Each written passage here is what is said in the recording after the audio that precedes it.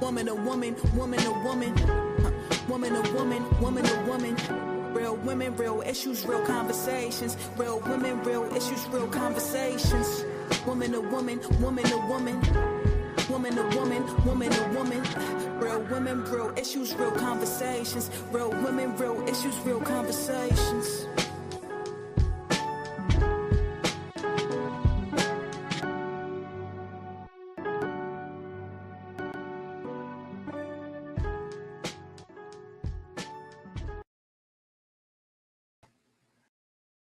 Everybody, how y'all doing tonight? Thank you so much for joining us this evening. Let me know if you can see me because I don't. Oh, there I go. I see me. All right, y'all. How y'all doing? Happy Monday. We thank God for another day. We survived the weekend. Hailing all the way here from Brooklyn, New York. Finally, I think spring has shown up. I'm very excited because we are no longer in the snow. So make sure you do me a favor, like and subscribe to the page. Thank you so much for all of those who are with us. We're going live from YouTube tonight and Facebook. So we're just trying to build our channel. So thank you for supporting Woman to Woman and Sisters of Survival. I'm super excited for what we're going to do this evening. Our guest today is someone I've been wanting to sit down with and talk to for the last 2, maybe even 3 years. And I finally was able to pin her down and sit down. It's still Women's History Month. We have technically one more day on the calendar, but I believe that I'm a woman every day, so I celebrate women's history 365 days of the year. If you agree with me, just throw something in the chat real quick and say, yeah, me too. They give us, they lowball us, y'all. Black history is only 28 days and women's history is only 31 days. We are Black and we are women all year long, every single day. So again, welcome to Woman. Unfortunately, my co-host and my cut bud is traveling, so I'm doing solo tonight. So y'all just bear with me because I'm used to having someone to lob the ball and she swings it right back. So this is going to be interesting. But again, tonight is a very special episode. And I think of it this way because January was Sex Trafficking Awareness Month. February was Black History Month. And March is Women's History Month. With our guest this evening, I get to check all the boxes. So I have to issue a disclaimer. The nature of the conversation is very explicit, and it is not meant for children under 14 years old. So if you have any young people around, I urge you and please remove them from the room or put on AirPods because again, this is a very serious and, I say adult conversation. All right, so we're going to dig right into it. Thank you again for everyone. Please like, share, subscribe, post it on your social media pages. Let's get this out to as many people as possible. Just because of the topic and the content, and especially because of our guests. Her story, her testimony will really shake you to your core. But I love the fact that we're on the other side of it. So if you have the flyer on I have tonight for the topic, it says, sis, I lived through it. And that's going to be my motto for the rest of the year. I lived through it. Every day we wake up, we live through something, right? So we're just going to jump right on in. And don't forget, tell Lottie Dottie and everybody, share it with your sisters, your brothers. This is not all exclusive. I'm not excluding the men for this conversation because the men are uncles, they are sons, they are fathers, they are grandfathers, and this is information we need to get out to everybody. All right. So today's conversation is a sacred conversation. It's not about the headlines and it's not about sensationalizing trauma. It is all about survival. It's about resilience. It's about what it means to actually reclaim your life. We all think we've been through something until you hear someone else's story. This is amazing. So I want to give you a little bit of information and statistics, so just bear with me. According to global estimates, millions of people are affected by human trafficking, with women and girls making up the majority of those exploited for sexual purposes. These numbers are not just statistics. They represent real lives, real stories, and real journeys. And the numbers that they have are not accurate because many of these cases go unreported.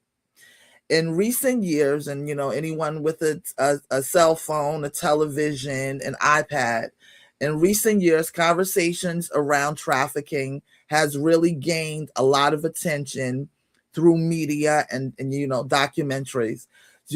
Everyone now knows who Jeffrey Epstein is because of all the attention that has been brought to it, especially in the last couple of years. But beyond those stories, beyond the Epsteins of the world, are real women, women whose voices deserve to be heard with dignity and not just being curious. You know what I mean? So again, before we go real deep into it, the conversation includes sensitive information. It includes abuse, trafficking, rape, and trauma. So please be mindful. All right. So I'm so honored that our guest this evening, she's waiting backstage, and I can't wait to talk to her. So I'm going to read her bio real quick so I can get her to join me. Donna Lynn Hubbard is a renowned survivor leader, subject matter expert, advocate, crisis counselor, and global leader in the fight against human trafficking, criminal justice reform, and survivor empowerment. The eldest child of community activist Nayo Watkins and U.S. Army veteran Charlie Hubbard, she was raised by civil rights leaders Hollis Watkins. Her journey from survivor to leader began after enduring gang rape, addiction, organized crime, and 7 years of human trafficking. Incarceration became her turning point, leading her to found the Woman at the Well Transition Center. Upon release, which has since empowered over 10,000 women and girls affected by trafficking, incarceration, and systemic injustice. A trusted expert in trauma-informed care and crisis intervention, Lady Hubbard has dedicated her life to holistic rehabilitation, cultural sensitivity, and family reunification for survivors. So please, ladies and gentlemen, help me welcome to the stage none other than my sister from another mister, Lady Donna Hubbard. Yay! My little applause going out. How you doing, sis? It's so good to see you. Look, sis, it's amazing to see you. Isn't it good to be here today? Some folks didn't make it to today, but like the words say, while it is yet today, I'm gonna say thank you. I'm so grateful. I'm so grateful, and it's so good to see you. I know I'm in Atlanta. You're in New York. New York. Make sure I say New it York. right. You got to say it right. New York. Brooklyn's in the house, boo. Yes, Brooklyn's ATL in the house. So if Celeste Washington was here, she would say, "Bed-Stuy, do or die, baby. Hey, Bed-Stuy, look, it's hot Atlanta. It's hot Atlanta. What can I say? It's hot Atlanta. Yes. But I'm so honored to be here, to be your guest this evening. And I'm just so in awe of the work that you're doing on Woman to Woman. Isn't the internet something wonderful? Because we get to not only touch the lives of people right around us, but people across the world and across the country and across the street, Absolutely. So Absolutely. I feel Disconnected, really but still with the ability to connect on so Amen. many levels. Amen. Some things are not always good, but mostly we make the best of it. So I'm not gonna, being that the content is so intense and you have so much information. When we spoke earlier, I said I think I might have to do a part 1 and a part 2 with you, because your story is just it's just amazing. And I know I shared with you when we talked, we are aware of certain things because we're not living under a rock. We're not in a box, right?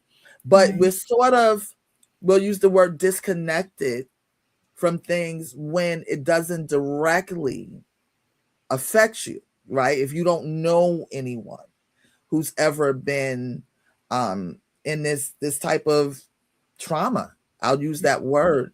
And like I said during the opening statement, we've been inundated. Anyone who didn't know about sex trafficking became curious. Epstein, right? That's all Well, go back. R. Kelly, and let's go back. We can go back a little way. Diddy, all of these. Diddy. Yes. Wow. I mean, and I hate to say it like that, but I mean, it didn't just begin. It's just that it became an issue. It became a movement when it wasn't just people of color. When it wasn't just people of color that were being trafficked, and when it wasn't just us that were being trafficked, all of a sudden it became a movement.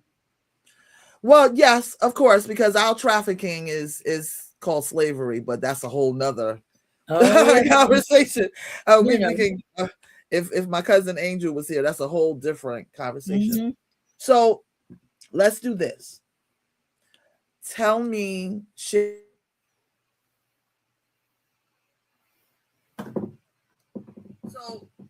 let's do this. Tell me. You froze. I didn't hear your question. What'd you say? Yeah, of course. Now the Wi-Fi wants to go crazy because of course it does. Of course it does. Well, let's start at the beginning. The best place to start is at the beginning, because the main question that anyone would ever have, and even I had when we talked, how did this even happen? I have to say this. Desperate people do desperate things and put themselves in vulnerable positions. And I think that is a key for a lot of young women during our adolescent years. We become desperate to be seen, desperate to be recognized, desperate to be cute, desperate to be part of the in crowd, And so because we become desperate, we do desperate things. And that's what puts us in vulnerable positions. I was a young mother. At 16, I was married off. I had 3 children by the time I turned 20. At 22, I was blessed to get a job as a flight attendant. Nobody was hiring a young girl with 3 kids and a divorced young Black woman with 3 kids as a flight attendant. Nobody was doing that.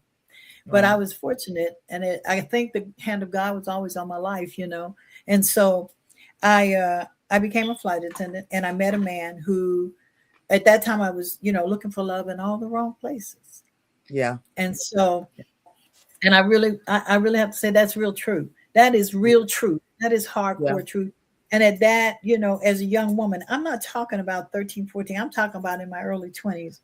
I was looking for love in all the wrong places, So I met this man. He was a celebrity, athlete. And he told me I was beautiful. He told me all the things I wanted to hear. He took me out to fancy restaurants, and we went to shopping. And, he did all the things and told me all the things that I wanted to hear. But there was always a feeling that I was property and not personal. But at that time, I was going to settle for that, because sometimes we attract what we think we deserve. And so I was in a place where we settled, and I encourage young women today, when we attract what we think we deserve, then it's about how we feel about ourselves and not how they feel about us. You know what I'm saying? So I remember he took me to a party in a penthouse. Girl, I thought I was living, Lady Bree. I was in a penthouse and I was drinking champagne. You couldn't tell me nothing. Right. In a penthouse, drinking champagne. And I woke up with a man on top of me that I did not know in a dark room. And there were other men standing along the wall, watching me be raped, laughing about it and waiting their turn. I didn't know what had happened. I didn't know anything about being drugged. I didn't know what I had done. I didn't know where he was. I never talked to him again. I couldn't scream. I was in such shock. I passed out. I don't know how long it lasted or how many men there were. All I know is when I woke up, I was alone in that penthouse. I was scared. I was guilty. I felt shame like I had never experienced before. And so I put on my clothes. I went home. I didn't tell anybody. And I think the hardest thing about it was the shame I felt. And the shame I felt did not even allow me to go and tell anybody that this had been done to me. I felt that I had gotten what I deserved because back then, that we didn't have, it was no such thing as human trafficking by terms. You were either a whore or a prostitute, and there was nothing in the middle. And I knew that I was not raised to be a whore, but I certainly wasn't a prostitute. So what happened to me? I couldn't explain it. But I would go out. I began to anesthetize myself with drugs and alcohol and trying to drown out the memories, trying to smoke away the memories. And I realized that anywhere I went, there I was. And my memories were with me. My memories followed me. And so I went to a nightclub one night, and a man leaned over and whispered in my ear and told me what he had done to me that night. You see, I didn't recognize those men. I didn't know who they were, but they knew who I was. And after that happened more than one time, I took my children, I left my job and everything, and I moved to the other side of the country, trying to get away from what had happened to me. Yeah. I moved into a terrible neighborhood. And in that neighborhood, I moved into this, it was a neighborhood in California. I didn't know where I was. I didn't know anybody. And when I moved there, I moved into an apartment complex 2 doors down from this man and his wife and her sister. And they helped me with clothes and food, and they watched the children when I looked for a job. And 2 months after that, he came to me and said, well, baby, I'm a pimp. You're going to have to pay me now. I didn't even know. And he said, if you won't do what I tell you to, one of your girls will. And so I thought about what would happen if I didn't. I wasn't afraid, Lady Bree, of dying. I was afraid of what would happen to my girls if I did. So I had to live, no matter what it looked like to everybody else. And it looked like I was just an addicted drug addict. I was just, I was just out there with no morals, no character. And that wasn't who I was. I knew that I had to survive because if I didn't survive, I didn't know what would happen to them. I survived enough, but I lost my children in the midst. And a lot of times people look at these women who are out here trying to make it on their own, dragging their children from one place to another. That was me. Half dressed, dragging these babies wherever I could, trying to survive. Yeah. And so it was really interesting because people saw what I did, but they didn't see who I am. God saw who I was from the very beginning. Right. But I didn't even see me. You know what I'm saying? You can't really come to grips with where you are and who you are until you can see yourself. Well, like you said, because you mentioned when he said this to you, when they said you're taking for what you thought kindness. I mean, you're from the South, so Southern hospitality. We do help that single mother with the children and they're relocated, whatever the need is. We do give food here. We do have clothes and things, and not calling home. Nope. I was scared. I didn't know what to say, and I didn't want them to come out and try to rescue me because I didn't want to get them involved in what was happening to me. And so when I made this man a lot of money, and I guess they thought I was cute, and so I got a lot of attention, and he sold me to a gang. So you went from, hold on. You went from prostituting for him to being owned by a gang. to be And owned that by. meant more. And see, it was a difference between prostituting and trafficking. People think trafficking is simply sexual exploitation. Trafficking Right, is so much more. right, Trafficking is force, fraud, and coercion. It is right. force, yeah, when we see people kidnapped on the streets and in movies. It is Yeah, fraud, though, when young women and young men answer these ads to go overseas, no experience necessary, all expenses paid, come and work here, you don't need yeah, anything, and then they yeah. disappear and their family doesn't hear from them, you know. Right. That's the fraud, answering the lie. When they get there, their ID is taken from them, their documents are taken from them. Many of them are sold right then into sexual exploitation, but some of them are sold into agriculture, working day and night, Mm-hmm. being chained in the basement, 30 people sleeping in one hotel room, you know, Yeah. and then getting up at 5 a.m. and working until 10 at night, getting one meal to eat, and then when they get paid, they have to pay the people for their hotel room and the food, so they're not Mm-hmm. making any money. And Right. people don't think that happens, but if you run up to oftentimes when you run up to a Home Depot and they run up to your truck, they don't have idea, they want you to pay for them in cash, because they may have begun with smuggling, but when they got here and the people took their ID, that meant now they went from being smuggled to being trafficked. And Yeah. so, you know, that's the They're fraud. And then forced there's into a type of slave labor, right? Basically, that's right. yeah, And then yeah. there's coercion, force, fraud, and coercion. And that's what happened to me. Either you do this or you do that. And in my Mhm. travels around the world, from Asia to Africa, from Iceland to Colombia, what I have found is that it's not uncommon for people to trade, especially for exploiters and traffickers, to barter human life.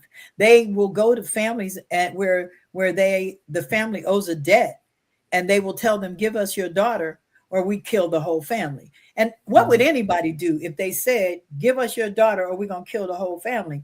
You know, give us your son or we're just going to take your wife and all your daughters. You see what I'm saying? And so Yeah. trafficking is young, child soldiers, child brides, organ trafficking. Organ trafficking is the fastest growing form of trafficking. And a lot of times when we see these young men, especially men of color, they're found dead, they don't talk to us about the fact that their organs are missing.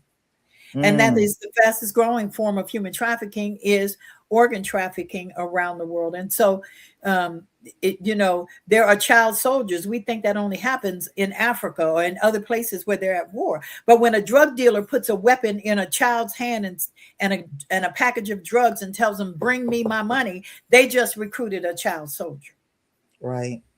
And we won't even talk about child brides because we just talked about them. We talked about R. Kelly. We talked, you know, look at Aaliyah. We have to look at all the times it has already happened that we ignored it as though it were common practice. So I ended up pregnant.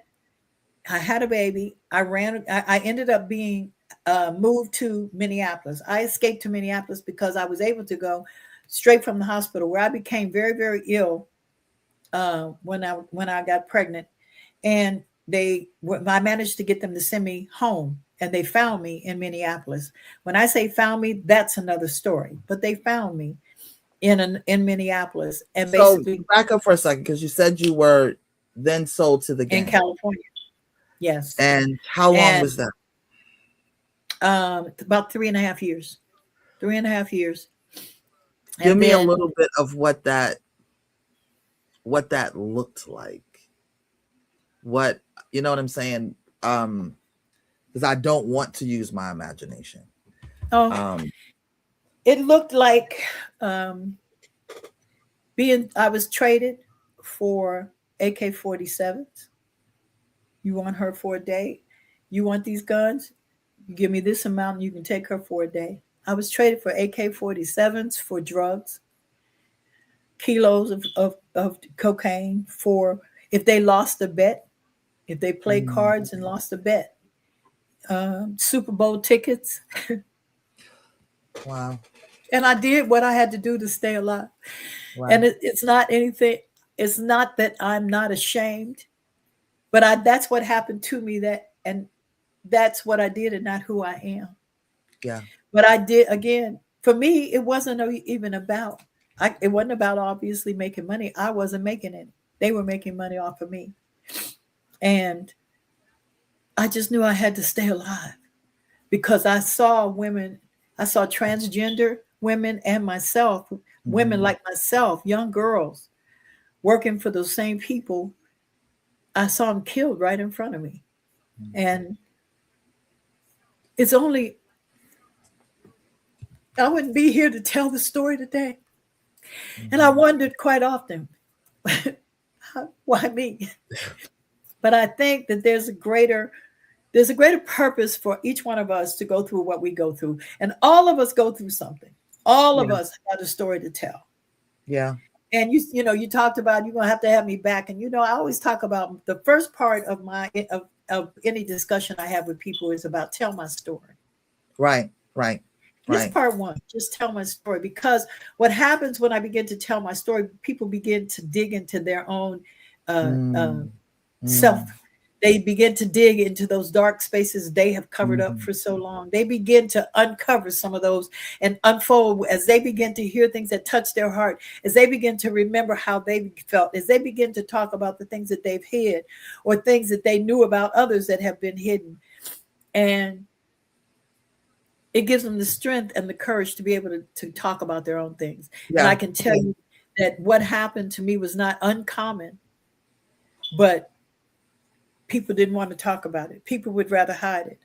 And I truly believe that the fact that I'm able to talk about it helps to set some other people free from their skeletons and their burdens and their secrets. We're only as sick as our secrets. Because you know what it is, and I'm sure as folks are listening, you can't fathom the thought. These are the things that we see, like you said, on television. These are the movies. These are the R-rated movies that we watch, and this is a Netflix special, right? So it's just trying to wrap your brain around being traded for Super Bowl tickets, like you were a car, right? You said you became a product. You were just another product. All right. So then you mentioned incarceration. So what was that? I had overheard discussions about the people that they had killed that threatened their safety.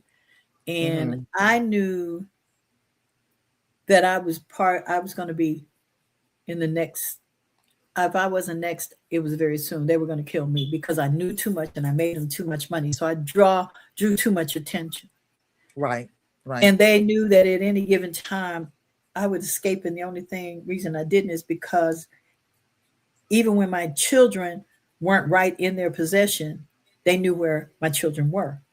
And so I knew they were planning on killing me. They weren't going to just let me go. And I knew that. And my daughters were getting older. That's the other thing. So I knew the only way that I was going to be able to get away from them was to go to prison. I knew that there was no other way because I didn't want to bring them up on my mother or my family. And the only way I could think of to get out of their reach, was to go to prison. I didn't know what that looked like or how. I just knew that if I went to prison, they couldn't get hold of me because every time I was arrested, they bailed me out. And you were arrested for? Everything, you name it. Drug possession, prostitution, being in the wrong place at the wrong time. When the police would do a raid, I was in the wrong place at the wrong time. I jumped out of more windows than I can count. And so I've heard bullets whiz by me. I will never forget one time they had left a large package of drugs in my care, and I had to wait for it to be picked up. And someone broke into the house where I was and I knew that they were coming after what I had. I didn't know what else to do. I remember running to the front of the house. I put both of my fists, there were bay windows in the front of the house. I put both of my fists through the bay windows and I jumped in the closet underneath the clothes. So they thought when they ran up into that dark living room that I had jumped out the window. That you had jumped out the window. Yeah. And I stayed in that closet under those clothes. I don't know how many hours I stayed there, too afraid to move, to breathe. And when I figured that no one was there, no one was in the house anymore, I didn't hear anything, I came out.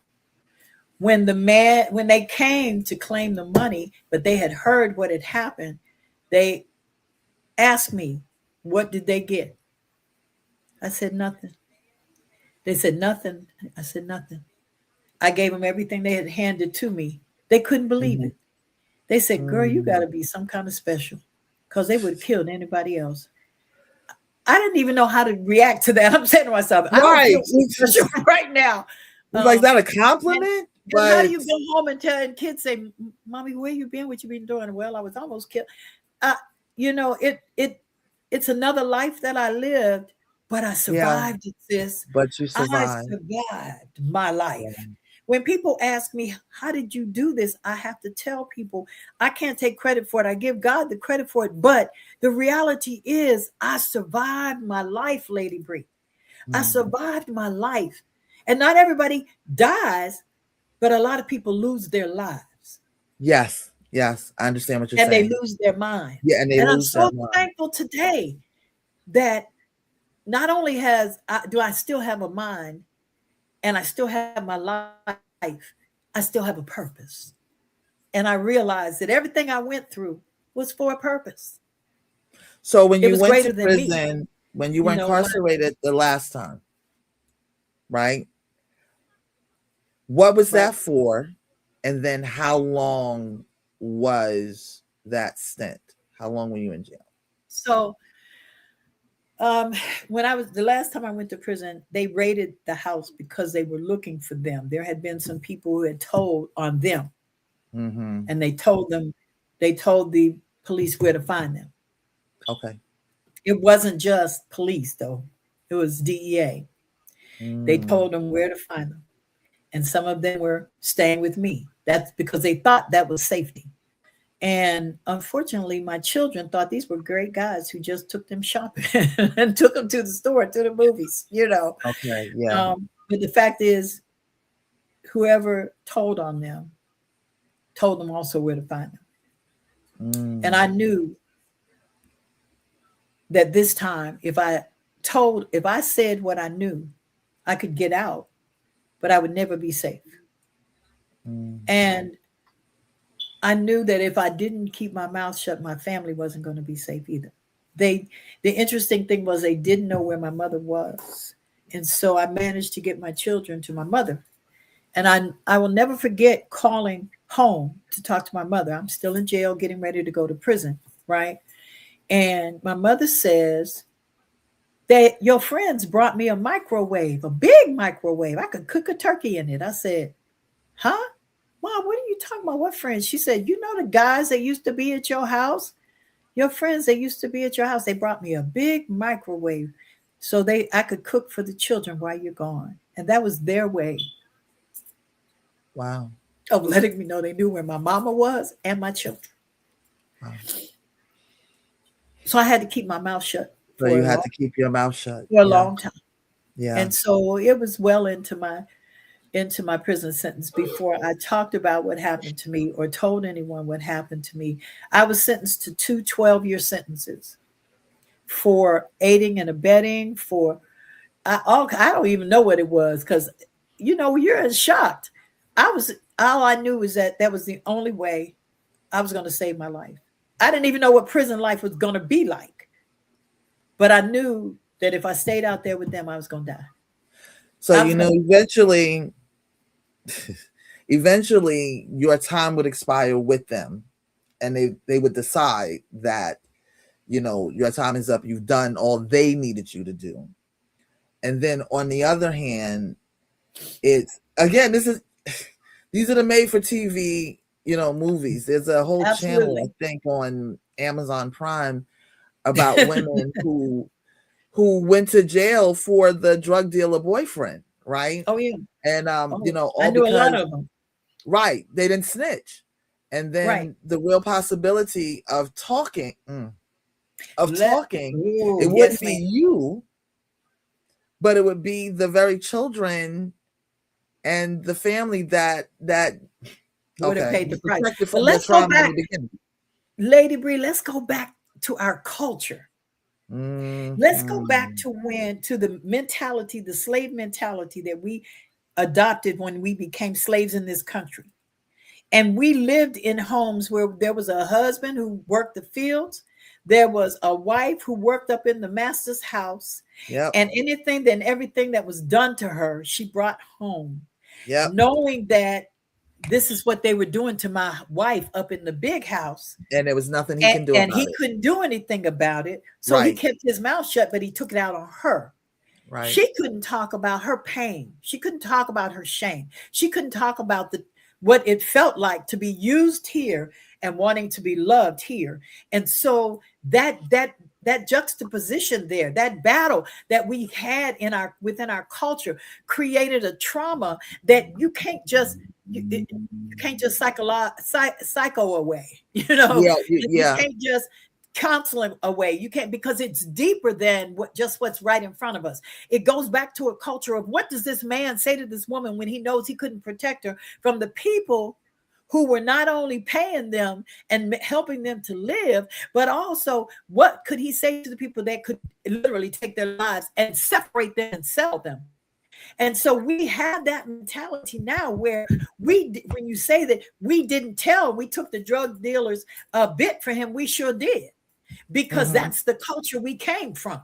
We came from a culture where we were supposed to take the price and pay the price. And he was supposed to take care of the children, knowing that the children now were going to be sold off. The children were now going to be sold off, and the family was going to be separated, not because the dad wasn't there, but because the mother wasn't there.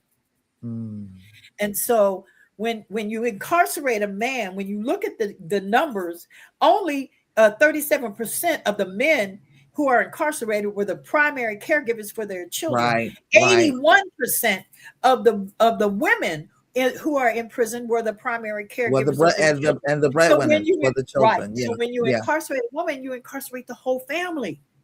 Men come home from prison heroes, and they macho, and they didn't survive this, and they did their bit. Women come home, we are bad women, we're bad mothers. Who's going to take you home and say, gee, Ma, I want to marry this woman, and oh yeah, she just got out of prison? So there's that kind of trauma has been instilled in us, and it takes a lot of work for us as a community, as a village, as families, as women and as men, to process that trauma, to begin to have healthy families. And I think that we are dealing now with what we're seeing in 3 generations from slavery, but we are only 1 generation from a mentality of a slave. Oh, absolutely.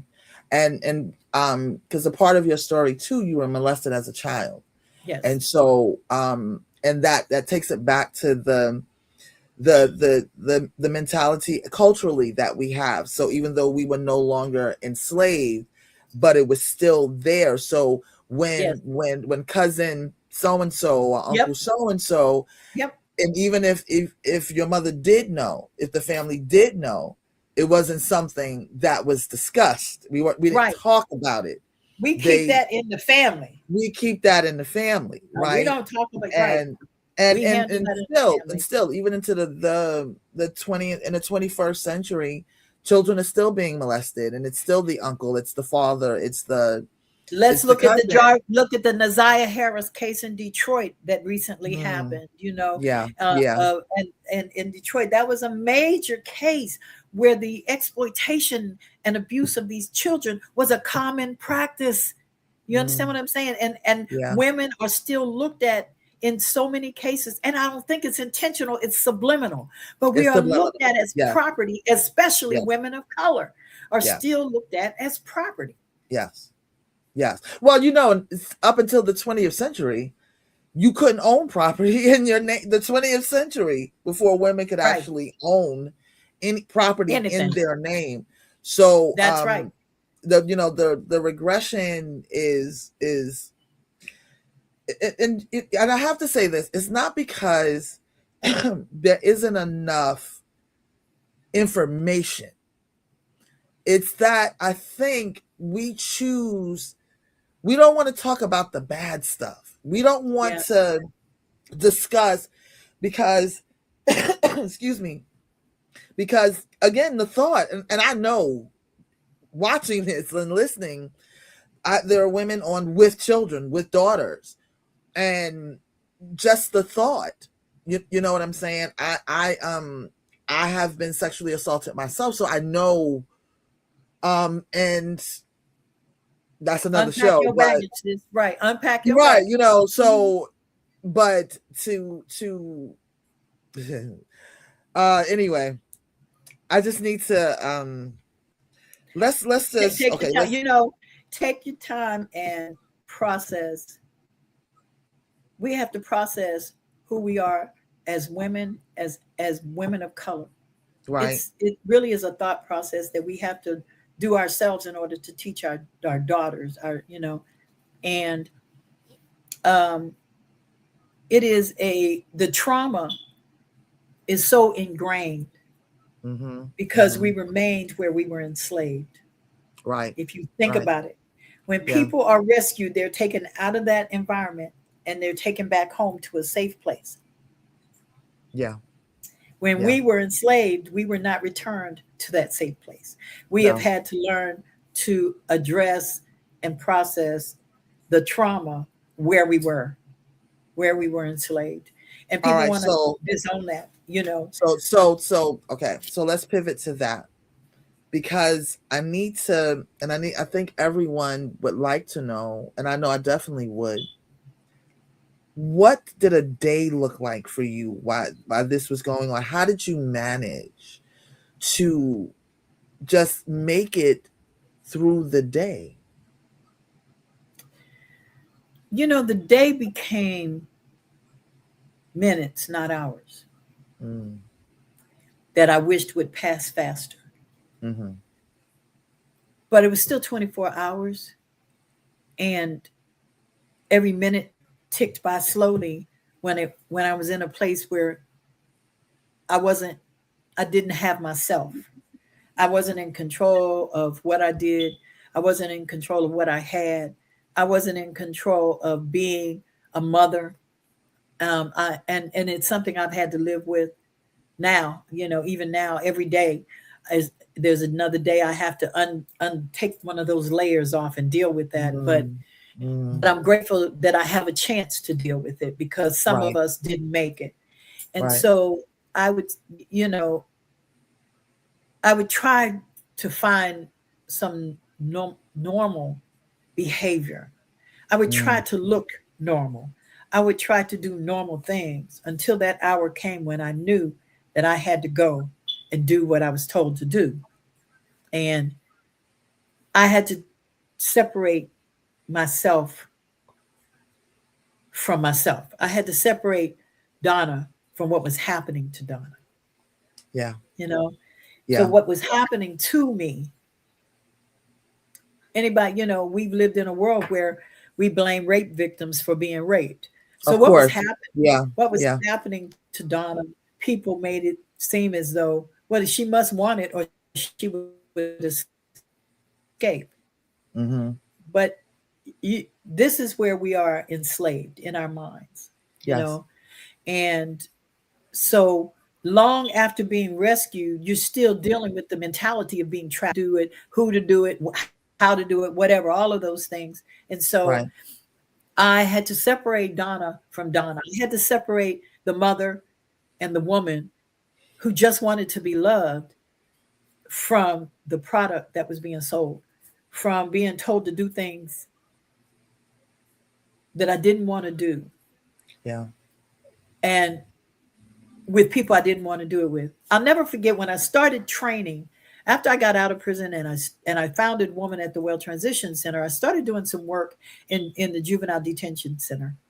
hmm And one of the things I did was dealt with girls who were 13 to 15 years old. And they wanted me to come and talk to them about looking out. They were already in juvie, but they wanted these girls to get out and do something, be able to do something with their lives. But they had to believe that they could. They had to see somebody who had actually done it.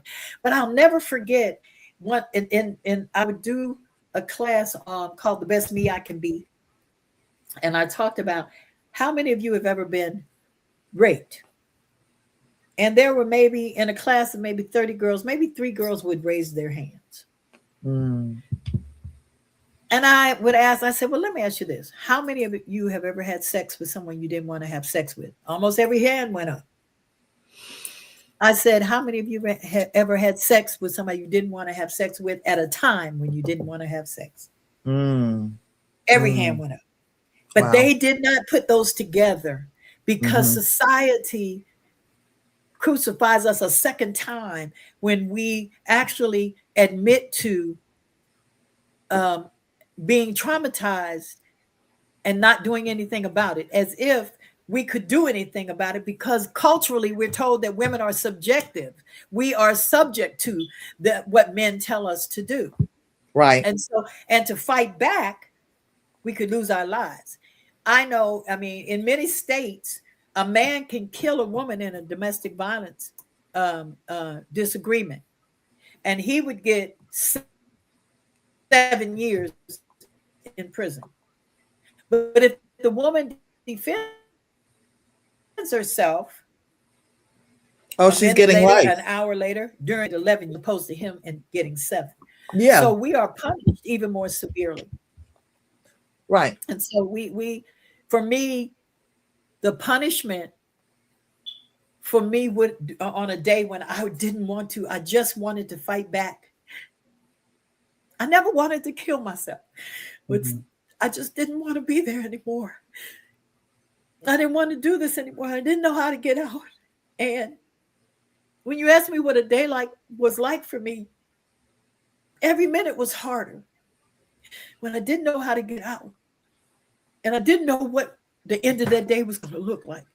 Were my children going to be here? Were they going to be gone? What was going to be happening to them? And what's going to happen to me? I was beaten and left for dead 3 times, Lady Bree. Beaten and left for dead.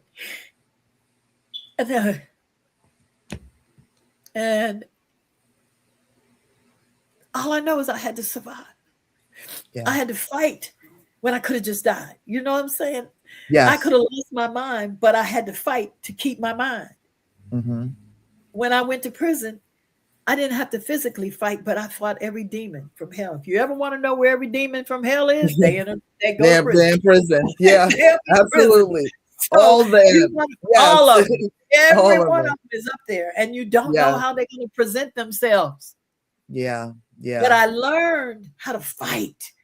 Yeah. I learned how to fight, and it's not just with my hands. I learned how to fight so I could talk to my daughters and my granddaughters and my grandsons on how to hold on to who you are. And it's a battle, especially in this day and time. All right. So you were in prison for how long? So I did a total of 10 years in and out. So I went in for 1.5 years. I went to jail. I don't know how many times, for months at a time. And finally, when I was sentenced the last time, they gave me 2 12-year sentences in federal maximum security prison. And out of those 12-year sentences, I did 6. So I did a total of 10 years. Adding all of those together, I did a total of 10 years. But on my prison sentence, my last prison sentences were 2 12-year sentences. I did 6 years on those. And what was that moment where you said, you know what? I'm still here. What was that moment where you said, it is time for me to reclaim my life? Oh, yeah. Oh, yeah. I realized that I was more free in prison than I had been on the streets. Wow. And I realized that day I was in prison, and I was in an area called the bus stop. And over there they were shooting crap, and over there they were playing cards, and over there they were cussing each other's mamas out, and over there they were speaking a language I didn't understand.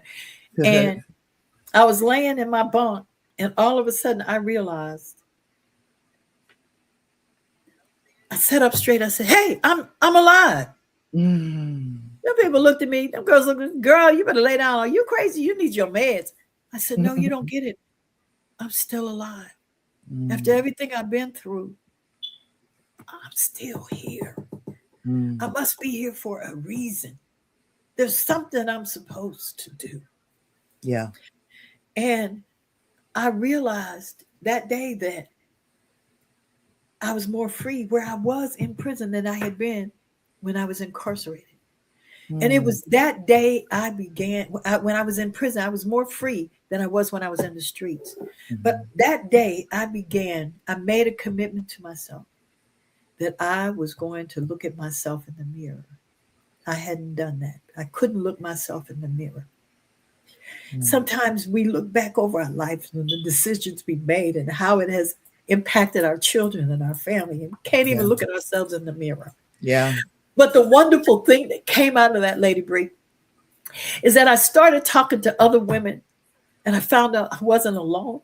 I wasn't the only one that was feeling that way. And I felt like if I could talk to them and help them to process what had happened to them, and we could do this together, then I could help somebody, even where I am. See, when we ask God to help us and we ask God to use us, we can't tell him where. Or how. Right. But I began to work on a program. And I called it that because I knew that it was going to be systematic. And this was in prison. You created this in prison. I started writing and writing and writing and writing. And I started writing my own, what I was doing, my own life. And I learned the 3 principles of accountability, commitment, and consistency. And when people ask me, how did you change your life? How did you go from being this beaten, drug addicted, prostitute? And it wasn't just prostitution. I can remember when I got pregnant, I had to work in a house where we cut up and packaged cocaine, and we all had to be naked. So it wasn't just the prostitution. It was the labor, the slave labor as well.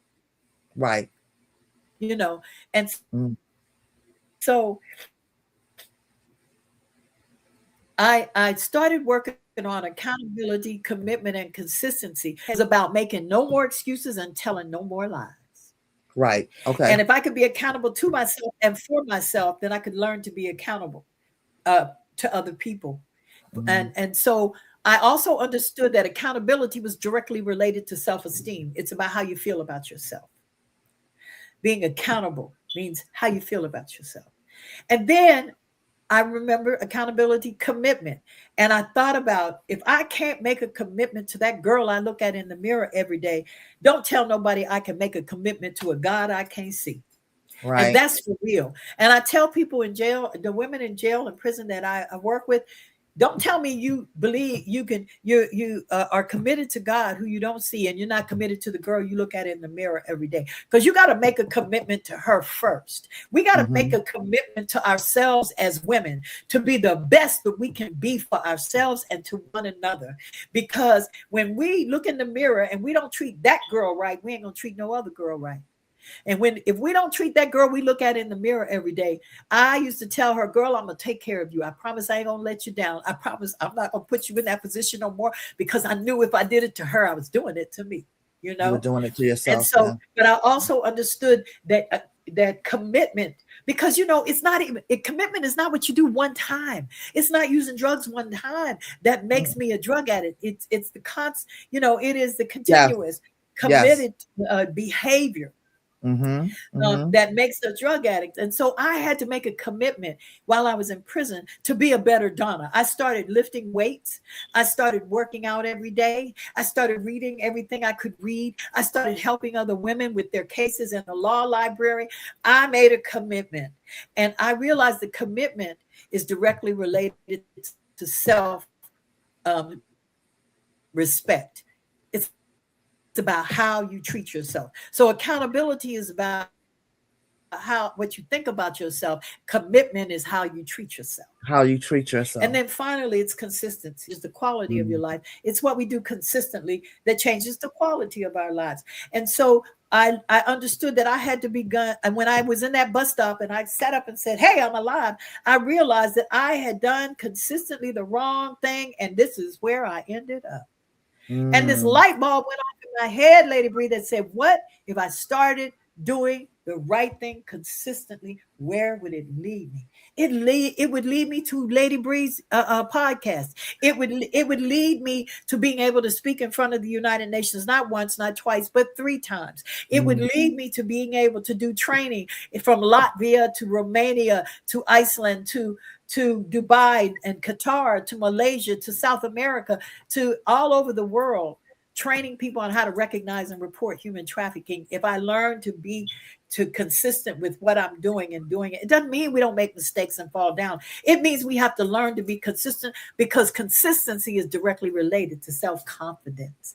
And that's what we believe about ourselves. So how we treat ourselves, what we believe about ourselves, how we feel about ourselves, accountability, commitment, and consistency. I want to read this because I didn't read your whole bio. As soon as I got it, I said, yeah, no. But I want to Renita, I know I'm over time, but we started late, so we're gonna extend it for 15 more minutes. So this is what appears in her bio, y'all. She's a certified trainer and global survivor leader. She has conducted over 300 human trafficking awareness trainings for law enforcement, healthcare professionals, aviation personnel, faith leaders, and policymakers. In 2023, she was commissioned to redesign American Airlines human trafficking awareness training for flight crews. I have to talk about the education. Bishop Hubbard's advocacy has earned her honors, including PAC, the American Freedom Award, and the Sword and Shield Award from the Attorneys General's Alliance. That means all the Attorney Generals, all 50 of them, of these United States honored her. She holds a BA and a master's degree in theater arts, biblical studies, and theology. She also is a certified Christian counselor. And y'all, she has a firefighter. Let me read it again. A firefighter certification from the University of West Virginia. And she was also a recipient of an honorary doctoral degree. And as you see by her name, her title, I told her she put up her whole ecclesiastical name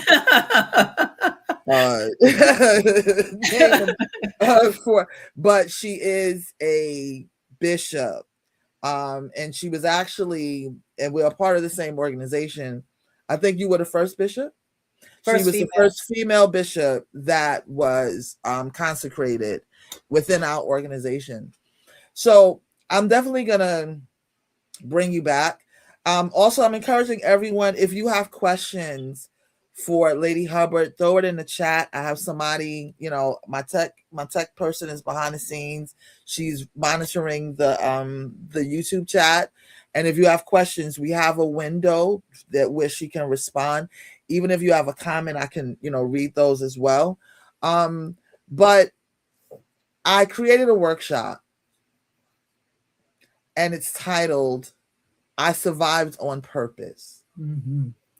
And the tagline for the workshop is, not only did I survive, but I survived on purpose. And yes.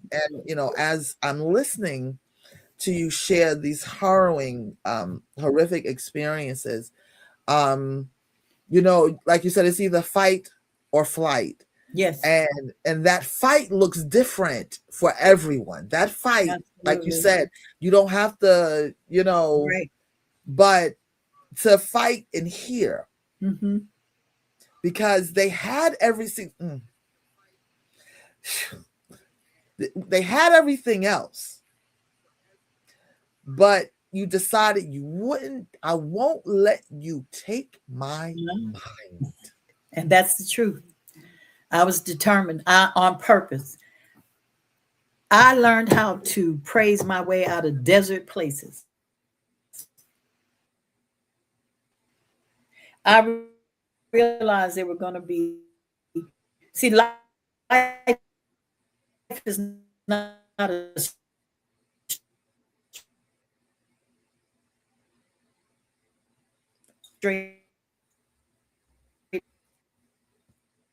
line. Life is ups and downs, valleys and mountaintops. Every day, it's a process that we have to go through to look at ourselves. Look at yourself in the mirror. You have to look at and be yourself in the mirror. honest with You got yourself. to, yes, you got to be willing to hear the bad stuff, to acknowledge it. You got to be willing to work on it, and you got to work on the good stuff. You got to work on being accountable, committed, and consistent. You know, so, and I can tell you, it works. I can tell you that when we can be accountable, committed, and consistent, and that's an ongoing process. It's not an event. It's a process. It's not an event. And so when it happens over a period of time, and you realize, I haven't felt bad about myself for a couple of days. I didn't bring that memory up for a couple of days. Wow, that didn't hurt so much anymore. You know, which denotes healing. Yes, which denotes and to use that process. I was honored that I sat with women, a women's group for 2 sessions, and their theme for me was from trauma to triumph. And I said, oh no, that's not tonight. You know, and you know, it's that we, you know, it's not this easy road to toe. And like you said, it's not like the microwave. It's not instant. It's not this is it's a process, and enduring the process, you have to be willing to really look at yourself. Absolutely. Like you said, the parts about you that you don't like. Yes. And because of, again, the stigmatization, we're made to feel ashamed for everything. We're made to feel ashamed because we were molested. We're made to feel ashamed because we were raped. We are made to feel ashamed because we put on too much weight after having children. You know what I'm saying? We're made to feel ashamed because we're aging, or all the things. And I have 8, by the way. Oh yeah, I didn't get to that part of the children. She's a grandmother, great grandmother. I have.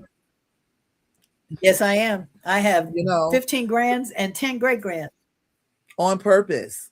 You know what I'm saying? This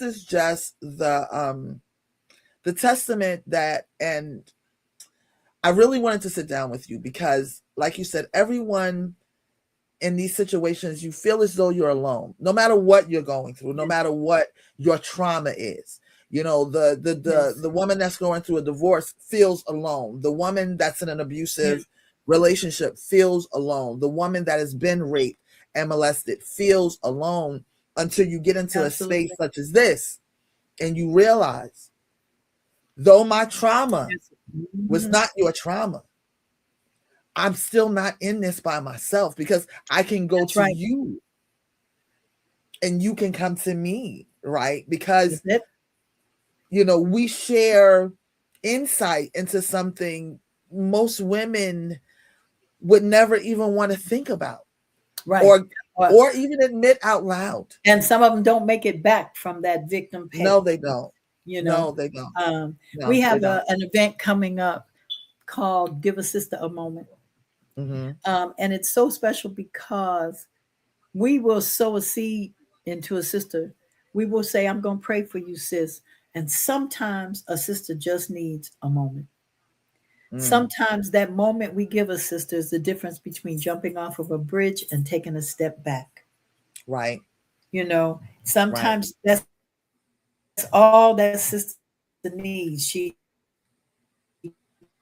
The money is nice and the prayer she needs, but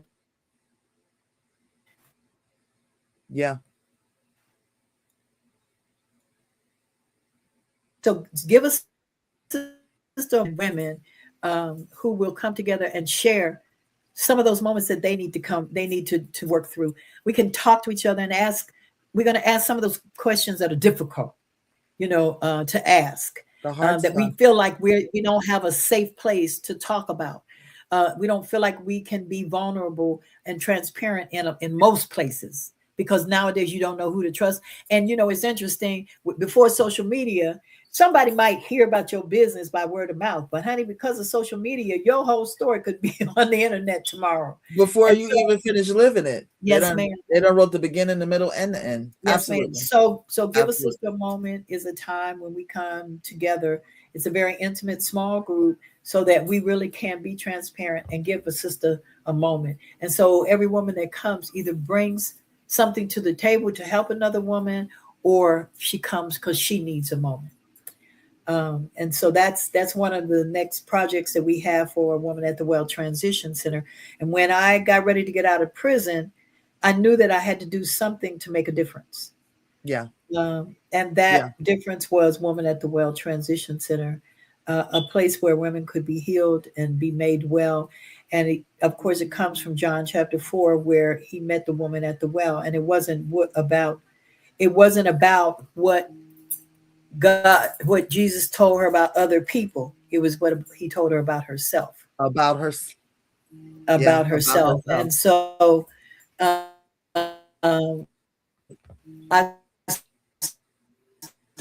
started Woman at the Well Transition to give other women an opportunity.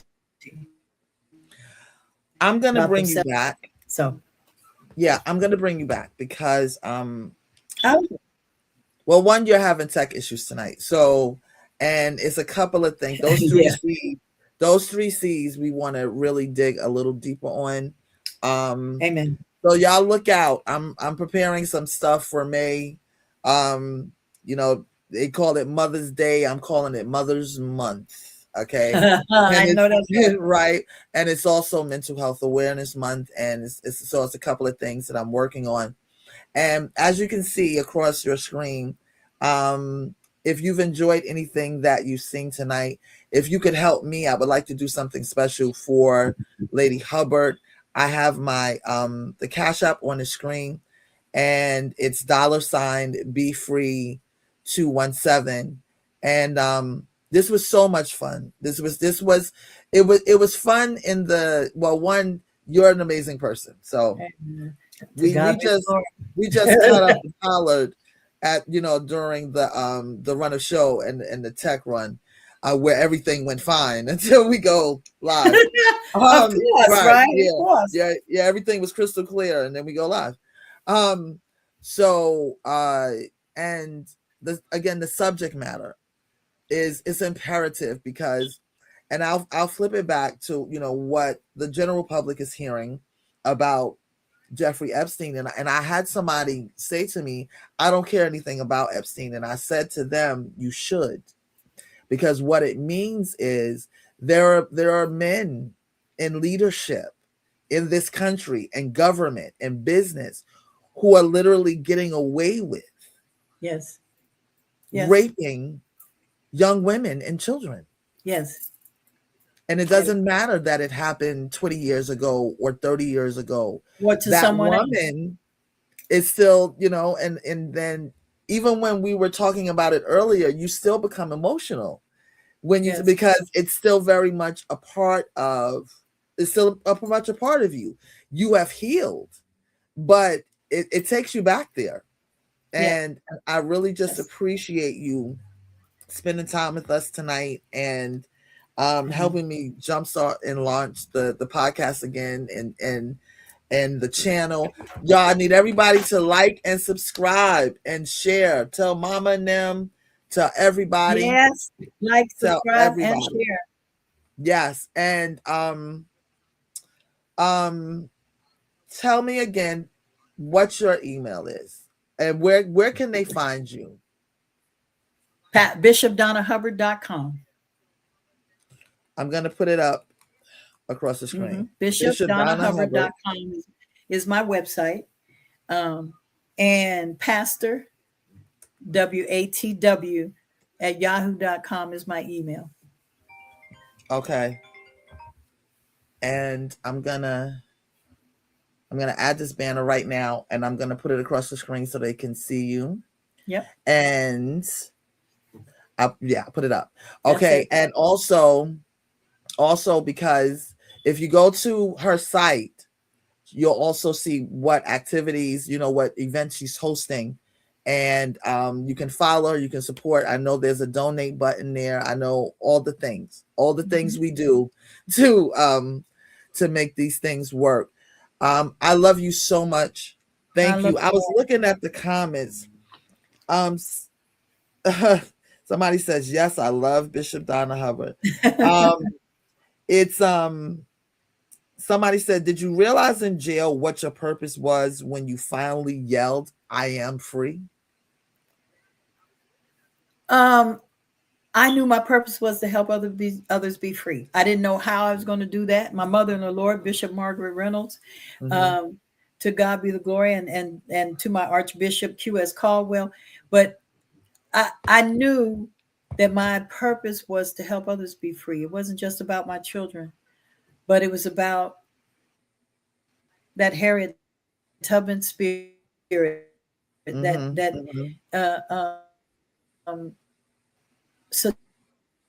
Sojourner Truth spirit, that Zora Neale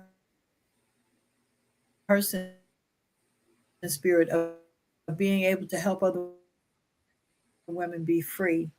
And I didn't mean that was other women learn that freedom is not just about how you are kept physically, because some of us were in prison before we were incarcerated. Yeah. Oh, and absolutely. So I wanted women to truly understand what freedom is. So some of us are still in prison, and because we're not over, moving on doesn't make the trauma go away. Absolutely. Right? Because I think I put it this way the other week. We've learned how to go on because life goes on. Right. Right? Absolutely. But mentally, spiritually, we have yet to move on. Yes. Again, from trauma to triumph, that's not a hop, skip, and a jump.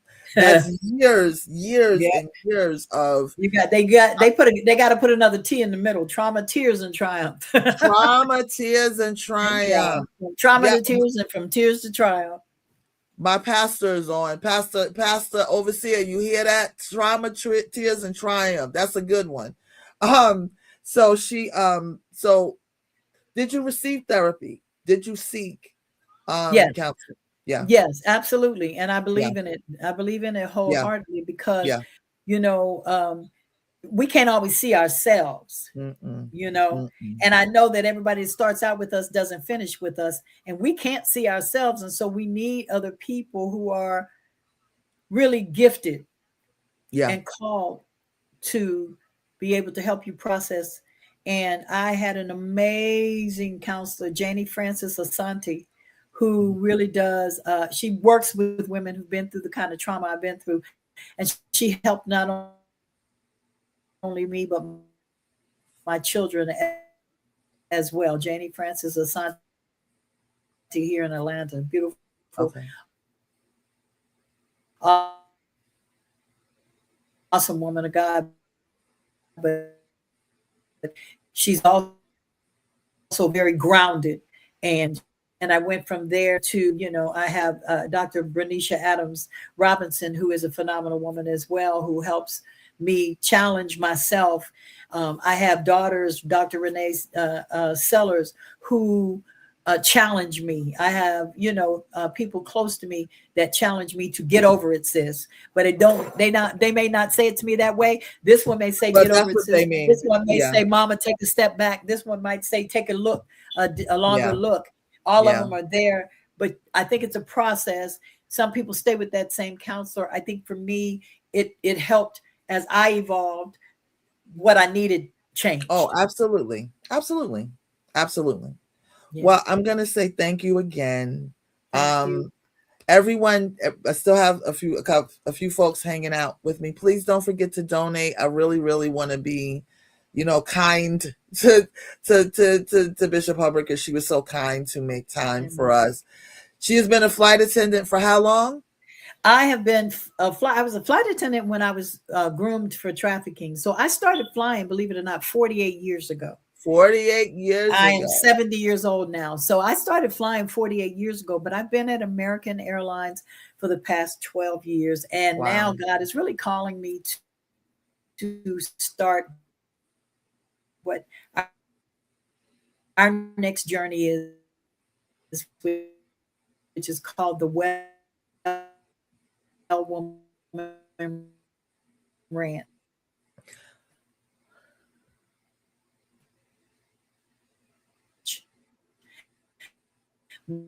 Which is a natural evolution. We froze. Yeah, your Wi-Fi is going cuckoo now. Say the name of the ranch again. It's the Well Woman Ranch. Yes. And we plan to open January of 2027. That's our plan. That may not be God's plan, but I believe God. And it will be a place where women will be able to come to rebuild their lives from anywhere in the world, especially women who are survivors of human trafficking. We want to help victims become survivors. And we want to help broken women and become beautiful in their own eyes, not just in the eyes of others. Right. But there's something very therapeutic about a woman who puts a seed in the ground and waters it, nurtures it, and brings back something that nourishes others. And it's something very healing for that woman. So I'm going to be a beekeeper. I am going to make honey. And I believe I want to bring something sweet from something bitter. And so we will also have honey at the ranch.